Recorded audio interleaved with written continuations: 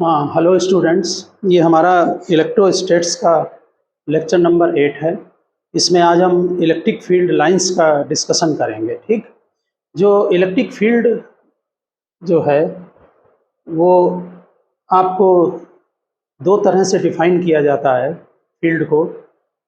इसके पहले आप इलेक्ट्रिक फील्ड के ये समझ लें कि जो फील्ड होते हैं वो कई तरह के हैं, जैसे velocity field, temperature field, pressure field, gravitational field, और यहाँ हम पढ़ेंगे electric field.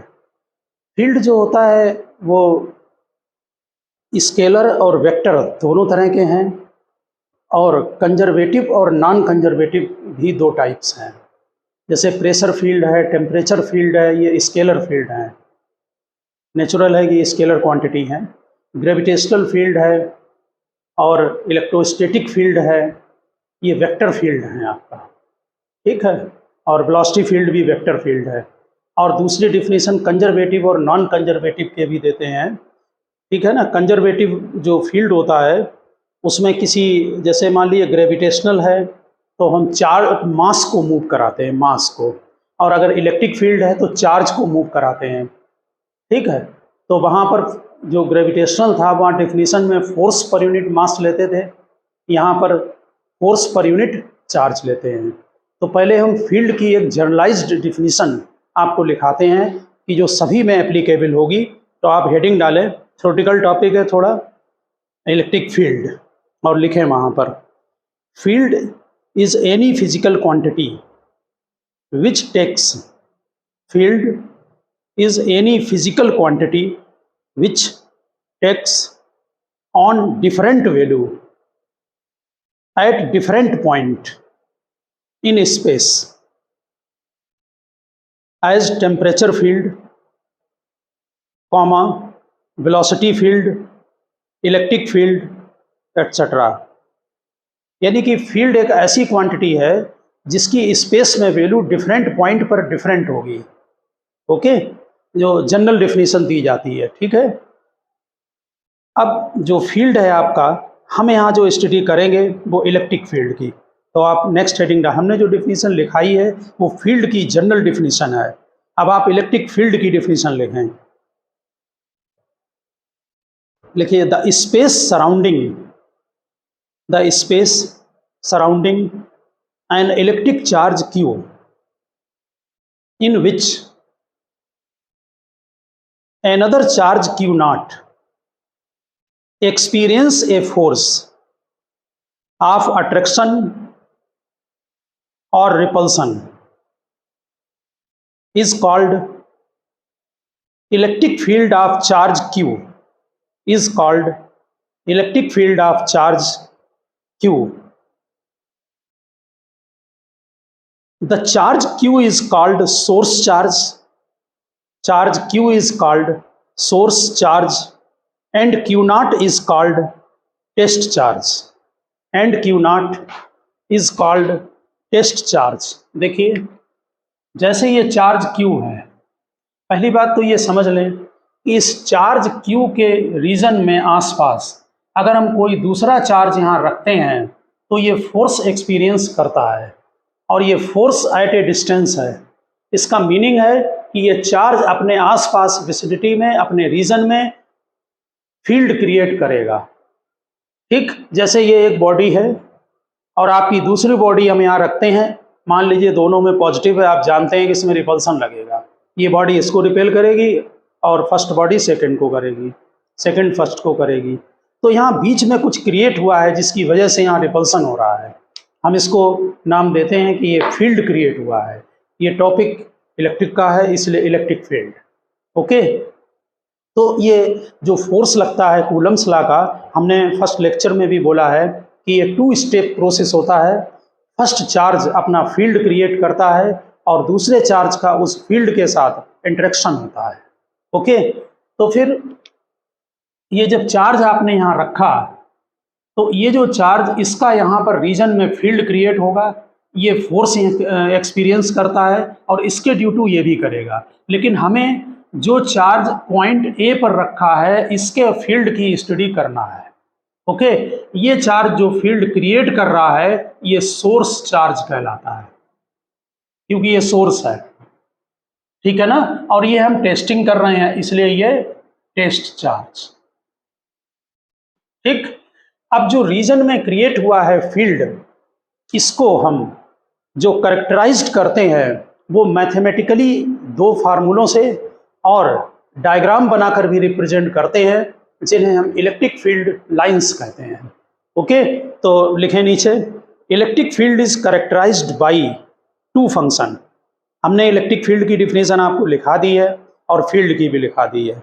Electric field is characterized by two function, दो फंक्शन है जिनसे करेक्टराइज करते हैं। Number one, vector function called electric field intensity. पहला फंक्शन है vector function called electric field intensity. इसको हम डिफाइन करते हैं E is equal to force per unit charge से। जो टेस्ट चार्ज रखा है इसमें कितना फोर्स लगेगा वो लीजिए और Q नॉट को डिवाइड कर दीजिए। ठीक, दूसरा हम करते हैं इसको पोटेंशियल से। ये वर्क डन पर यूनिट चार्ज होता है। अगर हम इस चार्ज को स्पेस में मूव कराते हैं तो जो वर्क डन होगा वो पर यूनिट चार्ज। तो आप दोनों पॉइंट फिर नोट करें। पहला vector function called electric field intensity, generally हम इसी को इलेक्ट्रिक फील्ड बोल देते हैं। फार्मूला फर्स्ट का दिया है, ठीक, और ये वेक्टर है। आप यहाँ पर हमने मैग्नीट्यूड लिख दिया है, वेक्टर आप लगा लें। ओके, दूसरा फंक्शन स्केलर है। दूसरा लिखें scalar function called electric potential. इसको हम करते हैं वर्क डन पर यूनिट चार्ज से। ठीक, और तीसरा एक पिक्चर बनाकर भी करते हैं जिसमें हम लाइन से रिप्रेजेंट करते हैं फील्ड को। तो फील्ड इज आल्सो, नीचे लिख देना या थर्ड पॉइंट डालकर, field is also visualised by electric lines of force. ये फैराडे का दिया हुआ वो है, ठीक है। तो हम जो यहाँ आज स्टडी करेंगे वो हम इलेक्ट्रिक फील्ड लाइंस की स्टडी करेंगे। ठीक, देखिए, और कॉन्सेप्चुअल टॉपिक है, वैसे भी इलेक्ट्रोस्टैट वैसा टॉपिक है। पहले आप डिफिनीशन नोट करें। देखिए, an electric line of force is a path. An electric line of force is a path straight और कर्व्ड, दोनों होते हैं, स्ट्रेट भी और कर्व भी, such that tangent to the path at any point gives the direction of electric field intensity at that point. It is an imaginary curve. फिर आप note करें, ध्यान से रिपीट कर रहे हैं। An electric lines of force is a path straight or curve such that tangent to the path at any point gives the direction of electric field intensity at that point. It is an imaginary curve. ठीक, अब हम आपको बताते हैं कि इसी पर जो है, पहली बात जो फील्ड हम निकालेंगे, जैसे ये पॉजिटिव चार्ज है। अब फील्ड देखिए बनाई कैसे गई है लाइंस को। हमेशा फील्ड के लिए आप जो टेस्ट चार्ज रखेंगे वो पॉजिटिव लेंगे। ओके, जिधर पॉजिटिव चार्ज मूव करेगा वो फील्ड का डायरेक्शन होगा। तो जैसे मान लीजिए आपने यहाँ पर रखा एक टेस्ट चार्ज, ये सोर्स चार्ज है, तो ये किधर फोर्स लगाएगा आपको मालूम है, प्लस प्लस रिपेल करता है, इधर फोर्स लगाएगा। अब जरा हम इसको यहाँ पर रख के देखें तो फोर्स की वैल्यू कम होगी। तो हमने देखिए वेक्टर का लेंथ कम बनाई है, फिर और आगे रखेंगे तो और कम लेंथ होगी, फिर और कम होगी, ऐसे करके कम होती जाएगी। एक और यहाँ बना ले रहे हैं, ये यहाँ पर फोर्स ज़्यादा लगेगा, फिर और डिक्रीज होगा, फिर और डिक्रीज होगा, ऐसे डिक्रीज होता जाएगा। ठीक है, ऐसे यहाँ पर फोर्स ग्रेटर, यहाँ कम और कम, थोड़ा डिक्रीज करते जाइए, लेंथ को डिक्रीज करते जाइए। इन लाइनों को मिला दीजिए सबको। एक और हम बना ले रहे हैं, नहीं तो डायग्राम हमारा ऑड लगेगा। ये बना दिया। ओके, क्या रखा, ये सोर्स चार्ज है, यहाँ टेस्ट चार्ज रखा। जिधर फोर्स का डायरेक्शन लगेगा हमेशा पॉजिटिव लेंगे, ठीक, इधर को फोर्स लगेगा तो इधर एरो बना दिया। यहाँ फोर्स पास में है, ज़्यादा लगेगा, तो वेक्टर की लेंथ बड़ी बनाएं, फिर कम लेंथ करते चले जाएं। और अगर हम इन सबको मिलाएंगे तो देखिए ये लाइन बन गई, ये आपने जो डिफिनीशन नोट की है ये पॉजिटिव चार्ज की लाइन तैयार हो गई। ठीक है, आप कितनी भी लाइनें ड्रा कर सकते हैं। तो यहाँ पर जो आपने लाइनें ड्रा की हैं हमेशा पॉजिटिव चार्ज लेंगे, इसलिए प्लस से लाइनें हमेशा आउटवर्ड जाएंगी। और ध्यान दें अगर नेगेटिव चार्ज है तो यहाँ पर जब रखेंगे तो अट्रैक्शन होगा, तो इसलिए जो लाइनें हैं वो ऐसे होंगी, यानी टूवर्ड्स होंगी नेगेटिव चार्ज। ठीक, और एक पॉइंट पर ध्यान देना, एरो ध्यान रखना, टूवर्ड्स ऐसे, ये माइनस का हो जाएगा electric field line negative charge की। अब जरा एक पॉइंट और नोट करें, ये पॉजिटिव है ये नेगेटिव है। देखिए अगर हम मान लो पहले यहाँ बीच में रखो कहीं, प्लस प्लस को क्या करेगा, रिपेल करेगा, तो फील्ड लाइन किधर होगी, इस तरफ। और नेगेटिव भी इसको प्लस को क्या करेगा, अट्रैक्ट। हमेशा पॉजिटिव लेंगे, दिमाग में हमेशा पॉजिटिव रखें, ये इस तरफ होगा। इसका मतलब है कि अगर हम इसको मिलाएंगे तो लाइन ये आएगी। अब जरा अदर पॉइंट पर चेक करना, मान लीजिए हम एक पॉइंट यहाँ पर लेते हैं, इसको ठीक से समझना बात को। तो यहाँ पर प्लस के ड्यू टू फोर्स इधर होगा, ये एरो हमने पॉजिटिव के ड्यू टू बनाया।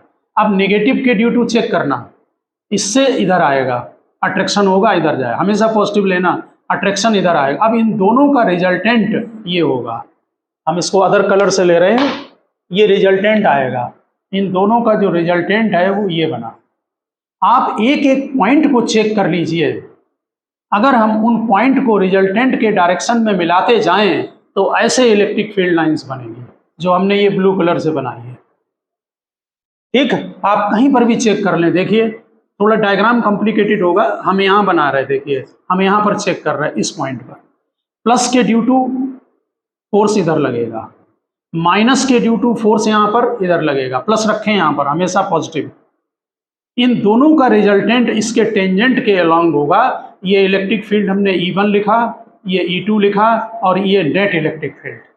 अगर आप इन पॉइंट्स को मिलाते जाएं नेट फील्ड के, तो जो लाइनें बनेंगी वो पॉजिटिव और नेगेटिव में इलेक्ट्रिक फील्ड लाइन इस तरह से बनेगी, ऐसे ऐसे प्लस से निकलेंगी और माइनस पर टर्मिनेट हो जाएंगी। यहाँ पर लाइनें कुछ ऐसे भी दिखा देते हैं, ये घूम के वहीं पहुँचेंगी ये। लेकिन एक बात ध्यान रखना कि अगर ये दोनों चार्ज इक्वल हैं, पॉजिटिव से निकालिए एरो बाहर को और इसमें इनवर्ड, अगर ये दोनों चार्ज इक्वल है तो जितनी लाइनें यहाँ से निकलेंगी उतनी ही लाइनें यहाँ पर टर्मिनेट होंगी। इस बात ध्यान रखना, हमने ये Q ले रहे और इसे प्लस Q और इसे माइनस Q, तो लाइनें इक्वल रहेंगी। ठीक है ना। अगर कोई चार्ज, ये हमने नेगेटिव की फील्ड लाइन बनाई, वो पॉजिटिव की बनाई, यहाँ हमने आपको फील्ड लाइन बनाना बताया है कि कैसे फील्ड लाइन इन्होंने जो है वो उनको बनाई। और यहाँ पर एक पॉइंट चेक कर लें आप डेफिनीशन का, उन्होंने बोला है डेफिनीशन में कि इलेक्ट्रिक फील्ड लाइंस के किसी भी पॉइंट पर अगर हम टेंजेंट ड्रा करते हैं, देखिए ये तो स्ट्रेट है, इस पर अगर आप टेंजेंट डालेंगे तो इसी के ऊपर आएगा, तो ये तो खुद ही इलेक्ट्रिक फील्ड का डायरेक्शन बता रहा है। लेकिन यहाँ कर्व है, तो यहाँ पर टेंजेंट डालें, देखिए ये आ रहा है, ये इलेक्ट्रिक फील्ड का डायरेक्शन होगा। वैसे भी कोई जब वेक्टर क्वांटिटी होती है और जब वो कर्व्ड होती है, जैसे मान लीजिए ये इलेक्ट्रिक फील्ड लाइन है, तो यहाँ पर टेंजेंट डालें तो फील्ड का डायरेक्शन ये है। कोई भी वेक्टर हो, वो मैग्नेटिक फील्ड हो, ये हो, कोई भी वेक्टर हो, वेलोसिटी वेक्टर हो, सब में यही है। यहाँ टेंजेंट डालें, इलेक्ट्रिक फील्ड ये आएगा। समझ गए ना बात को। ये हमारा यहाँ वेक्टर लगा देना आप चाहें तो, ठीक है। तो ये हमने इलेक्ट्रिक फील्ड लाइंस जो है वो ड्रा की हैं। आपको, आप डिफिनीशन पर हमारे फिर ध्यान दें वहाँ पर, और डिफिनीशन को फिर चेक करें। हमने आपको मिलाया है उसकी लाइनों को। Electric lines of force is a path straight और कर्व, दोनों है, स्ट्रेट भी है और कर्व भी है, such that tangent to the path at any point, कहीं पर भी टेंजेंट डाल दो इलेक्ट्रिक फील्ड लाइंस के, gives the direction of electric field intensity at that point. ठीक, और इमेजिनरी तो है ही है। देखिए जो इलेक्ट्रिक फील्ड लाइंस होती हैं वो एक एजम्पशन है, हाइपोथेटिकल। स्पेस के अंदर कितनी लाइंस हैं इसको कोई नहीं बता सकता। स्पेस का कोई भी पॉइंट, कोई भी जगह लाइनों से खाली नहीं होगी, लाइनें सब जगह फिलअप होंगी। ठीक है, हम इनको बनाने के लिए एक एजम्पशन ले लेते हैं। जैसे मान लीजिए हमने एक एग्जाम्पल लिया, मान लीजिए हमने चार्ज ले लिया आपका 2 कूलम और हमने लाइनें बना दी। आप बना सकते हैं इस तरह से लाइनें 1 2 3 4 5 6। तो हमने 2 कूलम पर 6 लाइनें ड्रा कर दी, तो 1 कूलम पर 3 लाइनें हो गई। ठीक है, अब मान लीजिए हमने यहाँ पर इसको 4 कूलम बना लिया। आप लाइनें कितनी भी ड्रा कर दें बनाने के लिए, तो फिर यहाँ पर 4/6 हो गई। 1 कूलम पर कितनी लाइनें हुई, यहाँ 6 हैं, 1 2 3 4 5 6। तो 1 कूलम पर हमने इसको 4 कूलम बनाया, लिख दिया, तो 4/6, तो ये फ्रैक्शनल हो गई। ठीक है ना, आप एजम्पशन ले सकते हैं फ्रैक्शनल लाइन का, लेकिन आपसे अगर कोई ये कहे कि 1 कूलम पर 1.5 लाइन ड्रा कर दो, वो नहीं आप ड्रा कर सकते हैं। समझ गए ना बात। आप एजम्पशन में आप ले सकते हैं कितनी भी लाइन आप ड्रा कर सकते हैं।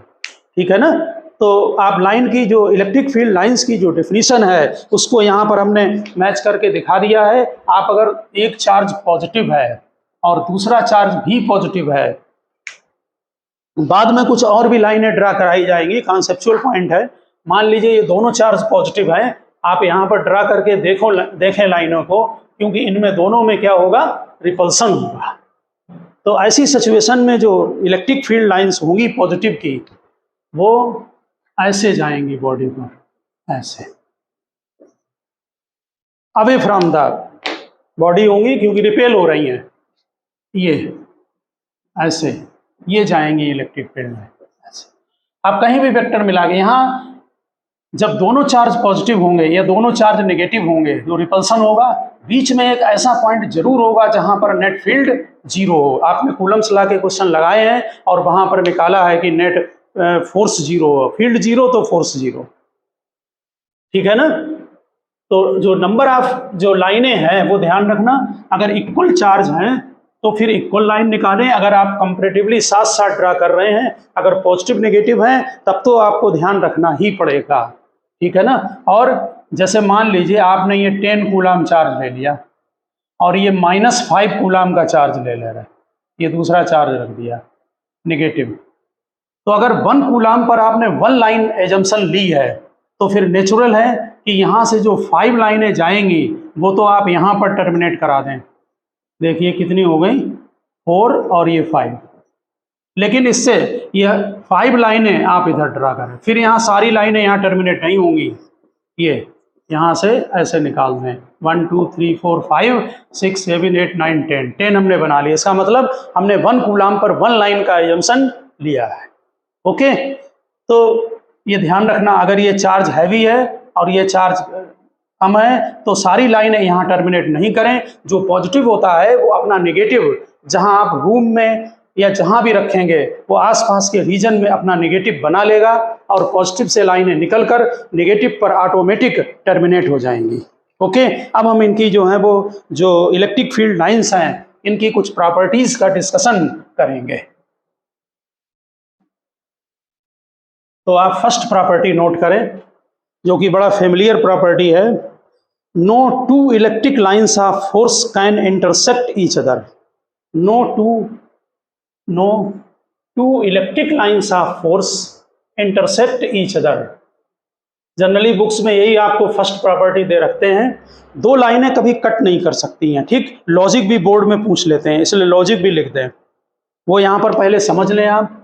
अगर 2 लाइनें ऐसे कट कर गई, ये इलेक्ट्रिक फील्ड लाइन ये और एक ये, तो यहाँ पर जहाँ पर कटिंग हो रही है वहाँ पर जो टेंजेंट डालेंगे तो यहाँ पर डायरेक्शन इलेक्ट्रिक फील्ड का इधर होगा और इसमें डायरेक्शन इधर होगा। और एक पॉइंट पर 2 इलेक्ट्रिक फील्ड के डायरेक्शन नहीं हो सकते हैं, वेक्टर क्वांटिटी है, नेट रिजल्टेंट आएगा, उसके डायरेक्शन में जो है वो आपका होगा इलेक्ट्रिक फील्ड। इसलिए 2 लाइनें कट नहीं कर सकती हैं। आप वहाँ पर नोट कर दें, if they cross at a point, intensity at that point, if they cross at a point, intensity at that point will have 2 direction, which is not possible, which is not possible। ठीक, reason पूछते हैं board में तो ध्यान रखना, है ना। Diagram बना देना वहां पर और दिखा देना कि अगर वहां पर 2 लाइनें कट करेंगी तो वहां पर इलेक्ट्रिक फील्ड के दो डायरेक्शन हो जाएंगे, जो कि पॉसिबल नहीं है बिल्कुल भी। ओके, सेकंड पॉइंट लिखें। अभी हम समझाएंगे सेकंड पॉइंट, पहले आप नोट कर लें। Electric lines of force can never be closed loop.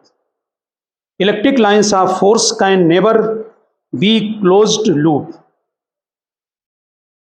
If a line of force is a closed, if a line of force is a closed curve, work done around a closed path, work done around a closed path will not be zero, and electric field will not remain conservative, and electric field will not remain conservative. हम इस point को आपको समझाने की कोशिश करेंगे। देखिए, जो इलेक्ट्रिक फील्ड होता है, इलेक्ट्रोस्टैटिक फील्ड, ये कंजर्वेटिव होता है। ठीक, कंजर्वेटिव की डिफिनीशन 11th में है, वर्क एनर्जी पावर के चैप्टर में है। आप कंजर्वेटिव की डिफिनीशन को समझ लें कि अगर हम कोई चार्ज मूव कराते हैं एक पॉइंट से दूसरे पॉइंट पर, तो वर्क डन, पहली बात, पाथ इंडिपेंडेंट होता है। वर्क डन पाथ इंडिपेंडेंट, इसका मीनिंग है, देखिए ये दो पॉइंट हैं। अब हम चार्ज को चाहे यहाँ सीधे मूव कराएं और चाहे कर्व में, और चाहे यहाँ से, और चाहे आप बहुत लॉन्ग डिस्टेंस से होके यहाँ आए, लेकिन जो वर्क डन होगा वो सेम होगा, यानी पाथ इंडिपेंडेंट। किस पर डिपेंड करेगा? इनिशियल और फाइनल पोजीशन पर। ये यहाँ इनिशियल और यहाँ फाइनल, इस पर डिपेंड करेगा। ओके, और दूसरा, क्लोज लूप में वर्क डन जीरो होगा। ये दो पॉइंट हैं। तो जो लाइनें होती हैं आपकी, वो क्लोज्ड कर्व नहीं है। जैसे ये पॉजिटिव, ये नेगेटिव, और प्लस से निकलकर लाइनें ये नेगेटिव पर टर्मिनेट हो जाएंगी। देखिए, electric field lines conceptual point है, हम इसको धीरे धीरे एक एक पॉइंट डिस्कस करेंगे। ओके, प्लस से निकलकर माइनस पर टर्मिनेट हो जाएंगी, ये क्लोज्ड कर्व नहीं है। क्लोज्ड कर्व का मतलब ये होगा, देखिए ये क्लोज्ड कर्व है। ठीक, ये ऐसी लाइनें नहीं होती हैं, ओपन लूप होती हैं, प्लस से निकलकर माइनस पर टर्मिनेट हो जाती। अब इसका रीजन समझें। अगर हम एक पॉजिटिव चार्ज को, यहाँ पर पॉइंट लीजिए ए, और ये हमने फील्ड का डायरेक्शन लिया है ऐसे, ठीक, ऐसा इलेक्ट्रोस्टैटिक फील्ड नहीं होता है। ओके, अगर हम इसमें एक प्लस क्यू चार्ज को मूव कराएंगे तो वर्क डन जीरो नहीं होगा। देखिए, आप लोग एक पॉइंट को समझ लें, जिनको वर्क एनर्जी पावर में क्लियर नहीं है। Work done force into displacement होता है, एफ डॉट टी। हम यहाँ इसको डिस्कस कर रहे हैं, और हम जब डॉट प्रोडक्ट को हटा देंगे तो ये बनेगा एफ डी कॉस थीटा। ये जो डी है, आपने वेक्टर हटा दिया, अब ये डिस्प्लेसमेंट नहीं है, अब ये डिस्टेंस है। ठीक, तो अगर कोई फोर्स, जैसे ये सर्किल है, ध्यान दें, आप, हमने बताया कि इलेक्ट्रिक फील्ड का जो फोर्स लगेगा, क्योंकि जो फील्ड का डायरेक्शन है उसी डायरेक्शन में फोर्स भी लगेगा, तो यहाँ पर फोर्स टेंजेंशियली लगेगा। अगर हम कोई चार्ज इस पर मूव कराते हैं, यहाँ पर फोर्स टेंजेंशियली लगेगा, ये टेंजेंशियल, यानी हर पॉइंट पर फोर्स और डिस्प्लेसमेंट का डायरेक्शन जीरो होगा। तो यहाँ पर cos 0 1 हो जाएगा, और ये जो टोटल डिस्टेंस आएगी ये 2 पाई आर आएगी, यहाँ जीरो नहीं होगा। ध्यान रखना, ये जो हम बोल देते हैं ना कि डिस्प्लेसमेंट, नहीं सोचना कि यहाँ से यहाँ चले और डिस्प्लेसमेंट जीरो हो गया। अब डिस्प्लेसमेंट नहीं है, ये फोर्स टेंजेंशियल है, अब ये डिस्टेंस होगी यहाँ पर। इसलिए यहाँ जो वर्क डन आएगा, जो फोर्स लगेगा, उसमें डिस्टेंस 2 पाई आर ली जाएगी, और ये वर्क डन जीरो नहीं होगा। और अगर वर्क डन जीरो नहीं है तो ये फील्ड कंजर्वेटिव भी नहीं होगा। इसलिए ध्यान रखें, इस टाइप का इलेक्ट्रोस्टैटिक फील्ड नहीं होता है, यानी क्लोज लूप नहीं होता है, ओपन रहता है, प्लस से निकलकर माइनस पर टर्मिनेट हो जाता है। ठीक, यहाँ हम एक पॉइंट आपको बता दें, इलेक्ट्रोमैग्नेटिक इंडक्शन का एक चैप्टर है आगे आपके यहाँ, उसमें हमने एक वीडियो डाला है, इंड्यूस्ड इलेक्ट्रिक फील्ड। जो लोग कॉम्पिटिटिव एग्जाम दे रहे हों वो इंड्यूस्ड इलेक्ट्रिक फील्ड का टॉपिक जरूर करें। उसमें वहाँ पर जो फील्ड है वो भी इलेक्ट्रिक फील्ड, लेकिन वो इलेक्ट्रोस्टैटिक नहीं है, उसे इंड्यूस्ड इलेक्ट्रिक फील्ड बोला जाता है, वो सर्कुलर होता है। इसलिए कभी कभी कॉम्पिटिटिव एग्जाम में आप देखा गया है, पूछ देते हैं कि क्या इस टाइप का इलेक्ट्रिक फील्ड पॉसिबल है? पॉसिबल तो है, लेकिन इलेक्ट्रोस्टैटिक नहीं है।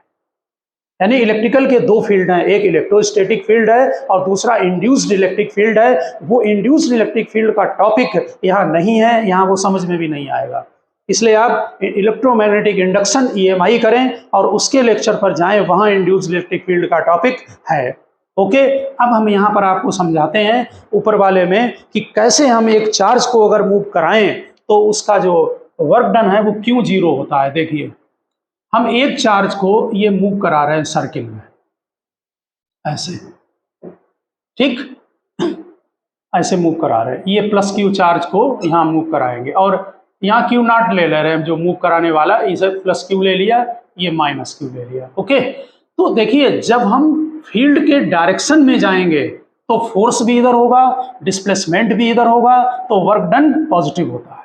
और जब हम फील्ड के अपोजिट आने लगेंगे तो फोर्स का डायरेक्शन फील्ड के डायरेक्शन में लगता है, तो फिर वर्क डन नेगेटिव होने लगेगा, क्योंकि डायरेक्शन यहाँ अपोजिट है। फोर्स लगेगा राइट को, डिस्प्लेसमेंट लेफ्ट को हो रहा है जब सर्किल में इधर आने लगेंगे।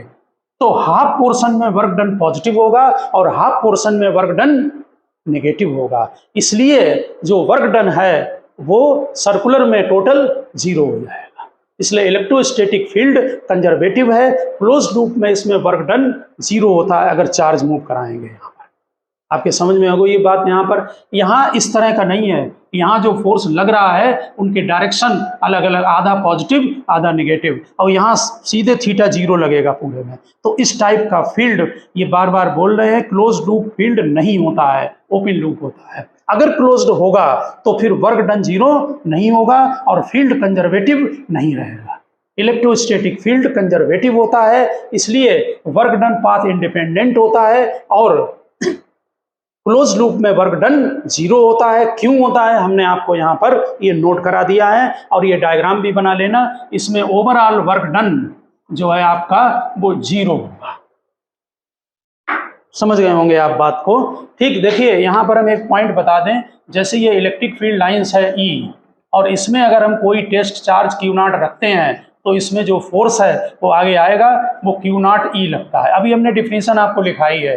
फोर्स क्या, फील्ड क्या होता है, फोर्स पर यूनिट चार्ज, तो क्रॉस मल्टीप्लाई करो तो Q नॉट E, ठीक। तो पॉजिटिव चार्ज पर फील्ड के डायरेक्शन में फोर्स लगता है और नेगेटिव पर फील्ड के अपोजिट लगता है। ये आगे भी डिस्कस होगा। तो आप समझ गए होंगे, हाफ में पॉजिटिव और हाफ में नेगेटिव, इसलिए यहाँ पर क्लोज लूप में वर्क डन जीरो होता है। ओके, अब आप नेक्स्ट पॉइंट पर पहुंचे। देखिए इलेक्ट्रिक फील्ड जो लाइंस हैं वो जहाँ से स्टार्ट होती हैं और जहाँ पहुँच रही हैं वहाँ उतने तक ये कंटिन्यूअस है, ये ब्रेक नहीं है। यहाँ पॉजिटिव से ऑरिजिनेट हुई, नेगेटिव पर टर्मिनेट हुई, तो बीच में ये कहीं ब्रेक नहीं होगी, उतने में कंटिन्यूअस होंगी, ठीक है ना। Electric field line of force imaginary है, लेकिन जो वो फील्ड रिप्रेजेंट कर रही हैं वो रियल है, ठीक है ना। लाइन इमेजिनरी है, लाइन तो एक एजम्पशन है इलेक्ट्रिक फील्ड को रिप्रेजेंट करने का, और बहुत अच्छा वो है मेथड है। इससे इलेक्ट्रिक फील्ड का जो है विजुअलाइजेशन हो जाता है और बहुत सारे कॉन्सेप्ट इलेक्ट्रिक फील्ड से रिलेटेड क्लियर होते हैं, ठीक। लेकिन है इमेजिनरी कर्व, ओके, क्योंकि स्पेस में कर्व को कोई काउंट नहीं कर सकता है, पूरा स्पेस जो है वो फिलअप होगा फील्ड से। अब आप नेक्स्ट पॉइंट देखें। देखिए थ्योरी में ऐसा ले लेते हैं कि जैसे एक पॉजिटिव चार्ज है और एक नेगेटिव है, ये चार्ज पॉजिटिव और ये नेगेटिव। देखिए लाइन ऐसे होंगी, और आपको ये भी मालूम है कि प्लस माइनस में क्या होता है, अट्रैक्शन होता है। तो ये मानते हैं कि ये अपने लेंथ वाइज स्ट्रेच्ड होती हैं। जब स्ट्रेच होंगी यानी ये लाइनें ऐसे बिहेव करती हैं जैसे स्ट्रेच्ड इलास्टिक मेम्ब्रेन हो, जैसे कोई रबर की चीज हो उसको ऐसे खींच दिया गया हो, छोड़ेंगे तो फिर वहीं। तो वैसे ही है कि ये प्लस है ये माइनस है, तो ये लाइनें अपने लेंथ के अलोंग जो है वो इलास्टिक मेम्ब्रेन की तरह स्ट्रेच्ड होती हैं, और अपने परपेंडिकुलर डायरेक्शन में, जैसे ये प्लस प्लस है तो इनकी लाइनें ऐसे बनती हैं क्योंकि ये रिपेल करेंगे, तो इसके परपेंडिकुलर डायरेक्शन ये हुआ, यहाँ पर ये लाइन नहीं है, ध्यान रखना, ये लाइन इसके अलोंग ये आपस में रिपेल होती हैं, यानी एक दूसरे से दूर हटने की कोशिश करती हैं, जिसकी वजह से प्लस प्लस में रिपल्सन होता है। तो नोट कर लें आप, line of force has tendency to contract longitudinal. Line of force has tendency to contract longitudinal. Longitudinal यानी lengthwise. Like stretched elastic string. Like stretched elastic string and repel each other laterally on account of attraction and repulsion between the charges.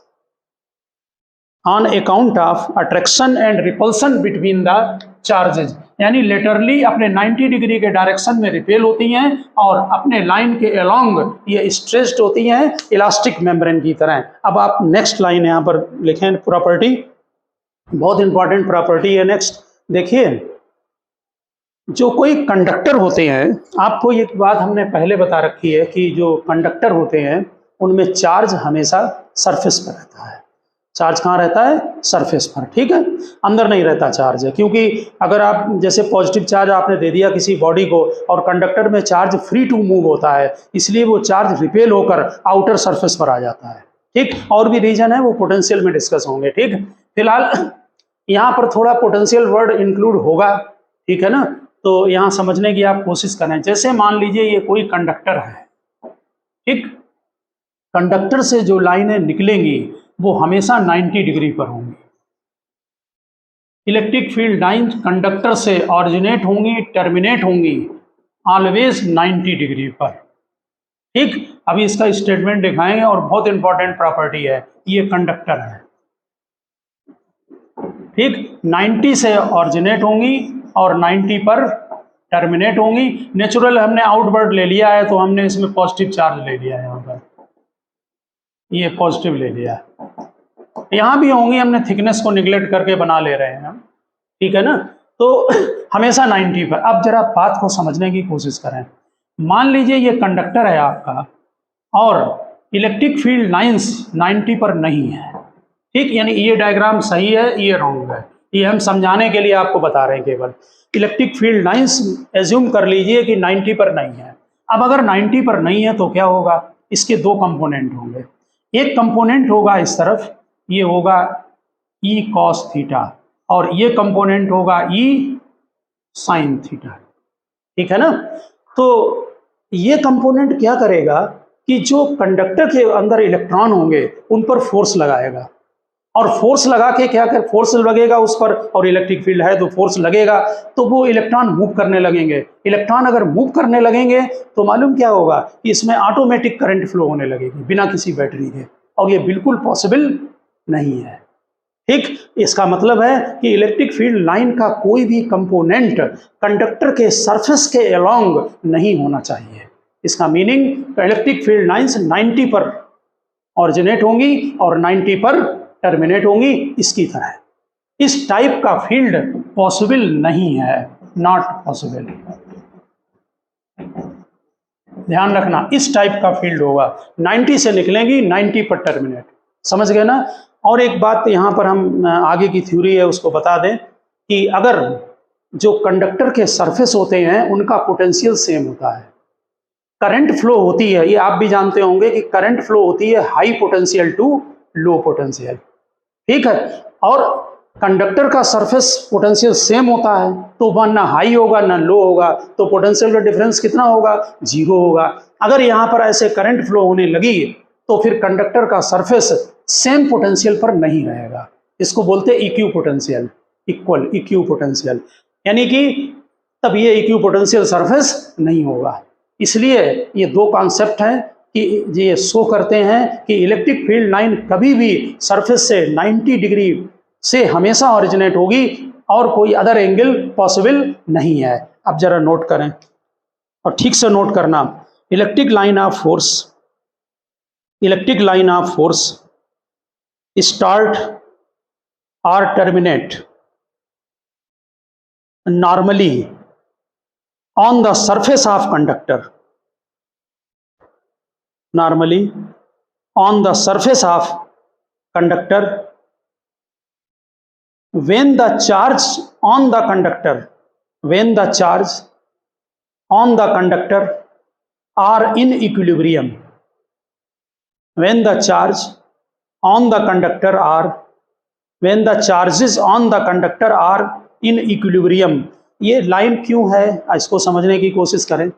जब conductor पर charge equilibrium में नहीं होगा उस समय आप charge supply कर रहे हैं या कोई और बॉडी पास में ला रहे हैं। जैसे मान लीजिए ये कंडक्टर है और इसमें कोई चार्ज नहीं है, हमें यहाँ पर एक पॉजिटिव चार्ज की बॉडी ले आए, तो क्या होगा, इधर नेगेटिव शिफ्ट होगा। शिफ्टिंग के टाइम पर चार्ज मूव कर रहा है, और चार्ज जब मूव कर रहा है इसका मतलब इलेक्ट्रिक फील्ड लाइन सरफेस पर इफेक्टिव हैं। आप समझ रहे होंगे बात को। चार्ज मूव कर रहा है उस समय, लेकिन जब चार्ज स्टेशनरी हो जाएगा, इक्विलिब्रियम में हो जाएगा, उस समय लाइनें तुरंत 90 डिग्री पर ऑरिजिनेट हो जाएंगी। आप समझ गए होंगे, इसलिए वर्ड यूज हुआ है वहां पर कि चार्ज इन इक्विलिब्रियम। आगे कंप्लीट करें sentence. If a line of force is not normal to the surface,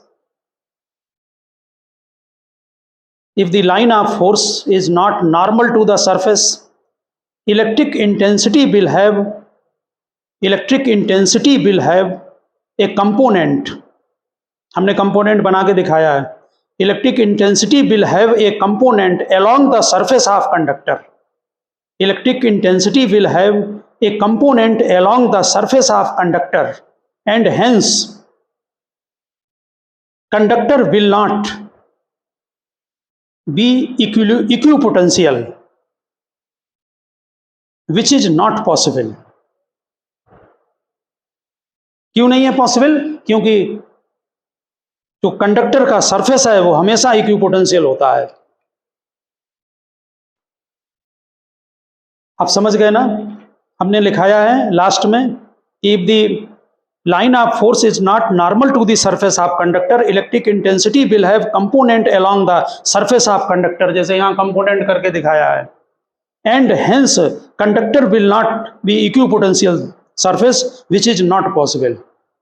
ठीक है ना, आप लिख सकते हैं नीचे, as conductor has an equipotential surface, as conductor has an equipotential surface। हम ये जो टॉपिक है आपका, जो हमने पॉइंट आपको नोट कराया है, इसके रिलेशन में हम 2 एग्जाम्पल आपको देंगे जो बहुत इंटरेस्टिंग है, और आप उनको जरूर ध्यान रखना। आपको ऑब्जेक्टिव लगाते समय कहीं ना कहीं ये एग्जाम्पल आपको जरूर मिलेंगे। देखिए,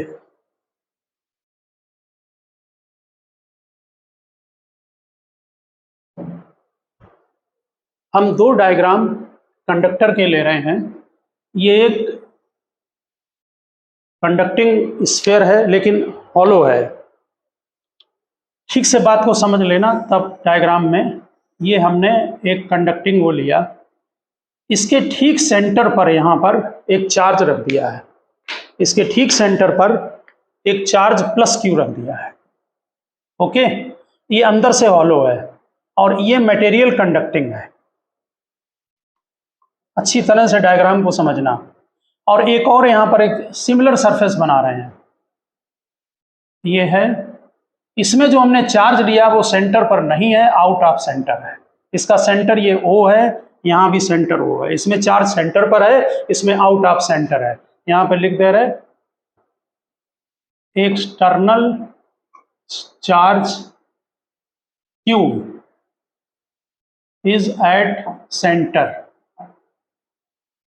इसमें चार्ज आउट ऑफ सेंटर है, charge out of centre. Okay, और ये कंडक्टिंग है, अंदर हॉलो है, बाहर तो है ये स्पेस, अंदर ये भी हॉलो है। सेम डायग्राम है, एक डायग्राम A एक B। अब जरा समझने की कोशिश करें। जब यहाँ चार्ज पॉजिटिव रखेंगे तो ये क्या करेगा, इसमें माइनस इंड्यूस करा लेगा, इक्वल और अपोजिट, और ये लाइनें प्लस से निकलकर माइनस पर जाएंगी, इलेक्ट्रिक फील्ड लाइन। ऐसे सेंटर से जाने वाली लाइन किसी भी स्फेरिकल बॉडी में वो 90 पर होती है हमेशा, ये 90 पर होंगी यहाँ सरफेस पर। ठीक, सेंटर से जा रही हैं लाइनें अंदर। ध्यान रखना, कभी किसी एग्जाम में कंडक्टर के अंदर इलेक्ट्रिक फील्ड लाइंस कभी नहीं होती हैं, सरफेस से निकलेंगी और सरफेस पर टर्मिनेट हो जाएंगी। ठीक, तो जब यहाँ पर पॉजिटिव रखा था, नेगेटिव इंड्यूस हुआ है, तो कहाँ से आएगा, कंडक्टर से खिंच के अंदर को चार्ज नेगेटिव आ गया तो बाहर पॉजिटिव बन गया। यहाँ एक वर्ड पर हमारे ध्यान देना, ये चार्ज बाउंड हैं दोनों, प्लस और माइनस अट्रैक्शन से बंधे हुए हैं, ये फ्री है। ये अपना नेगेटिव, अगर रूम में कोई स्फेरिकल बॉडी इस तरह की है तो वो वॉल में अपना नेगेटिव चार्ज इंड्यूस करा लेगी और इसकी लाइनें ये ऐसे जाएंगी पॉजिटिव से निकलकर। ये अब जरा इस डायग्राम पर आए, इसमें चार्ज को हमने सेंटर पर नहीं लिया है, चार्ज आउट ऑफ सेंटर है। इससे क्या होगा, और ये सेम कंडक्टिंग बॉडी है, अंदर हॉलो है, बाहर स्पेस है पूरा, ठीक, स्फेरिकल बॉडी है। यहां से जो चार्ज इंड्यूस कराएगा ये पास में है, इसलिए यहां नेगेटिव चार्ज ज्यादा होगा और यहां नेगेटिव कम होगा, पहली बात। दूसरी बात, अब जो लाइनें निकलेंगी वो स्ट्रेट नहीं होंगी, वो कर्व होंगी। इसको बस इसीलिए ये डायग्राम को समझाया जाता है, ये लाइनें ऐसे कर्व जाएंगी। क्यों जाएंगी, इसको समझने की कोशिश करें। क्यों, यहाँ पर जो सरफेस है, अगर हम सेंटर से लाइन ड्रा करते हैं तब तो ये 90 होगी, यहाँ पर ये देख लीजिए ये 90 है, लेकिन अगर यहाँ सीधी लाइन बना देंगे तो वो 90 नहीं होगी।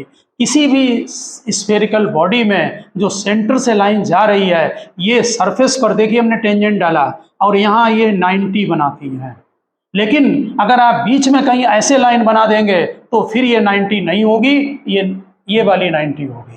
इसलिए लाइन कर्व्ड होंगी, अगर यहाँ पर टेंजेंट डालेंगे तो वो सेंटर पर मिलेगा, तब ये 90 आएगा। समझ गए ना। फिर देखिए अलग से, अगर यहाँ से लाइन देते हैं तो ऐसे कर्व जाएगी, ये पॉजिटिव ये नेगेटिव, जिससे टेंजेंट डालें तो वो सेंटर ओ पर मिले, तब जो टेंजेंट डाला है ये लाइन यहाँ पर 90 होगी। अगर सीधी बना देंगे तो 90 नहीं होगी। तो अगर हम आउट ऑफ सेंटर चार्ज रखते हैं तो इलेक्ट्रिक फील्ड लाइन अंदर स्ट्रेट नहीं होगी, कर्व्ड हो जाएंगी, ठीक, अंदर कभी लाइन बनानी नहीं है। ओके, अब बाहर इंड्यूस कराई, देखिए ये तो है हमारा बाउंड चार्ज प्लस और माइनस से, लेकिन बाहर का चार्ज फ्री होगा, इक्वली स्पेस्ड होगा, क्योंकि ये अट्रैक्शन से नहीं बाउंड है। समझ गए ना। इससे जो लाइनें निकलेंगी वो स्ट्रेट होंगी, वो दोनों डायग्राम में लाइनें एक जैसी होंगी। तो अगर कहीं कोई ऑब्जेक्टिव इससे रिलेटेड आता है तो आप तुरंत चेक करें कि चार्ज सेंटर पर है या आउट ऑफ सेंटर है। अगर सेंटर पर है तो ये भी लाइन है स्ट्रेट, ये भी स्ट्रेट, और अगर सेंटर से हटकर है तो फिर ये कर्व्ड होंगी और ये स्ट्रेट होंगी। प्लस माइनस का आप ध्यान रखना, ये चार्ज पॉजिटिव है, अंदर नेगेटिव इंड्यूस होगा, बाहर पॉजिटिव होगा, बाहर से इलेक्ट्रॉन खींच के अंदर आ जाएंगे, क्योंकि कंडक्टर है, इसमें चार्ज फ्री टू मूव होता है। अगर सेंटर पर माइनस रख दें तो ये प्लस होगा और बाहर माइनस आ जाएगा। उसी तरह से आप लाइनें ड्रा करा लेना। ओके स्टूडेंट्स, हमने इलेक्ट्रिक फील्ड लाइंस की कुछ प्रॉपर्टी आज आपसे डिस्कस की हैं यहाँ पर, ठीक है। उनको ये कॉन्सेप्चुअल पॉइंट हैं, आप इनको ठीक से चेक करें। हम अगले जो लेक्चर होगा इसका, उसमें भी इलेक्ट्रिक फील्ड लाइंस को ही प्रोसीड करेंगे। तो ओके, मिलते हैं नेक्स्ट लेक्चर में।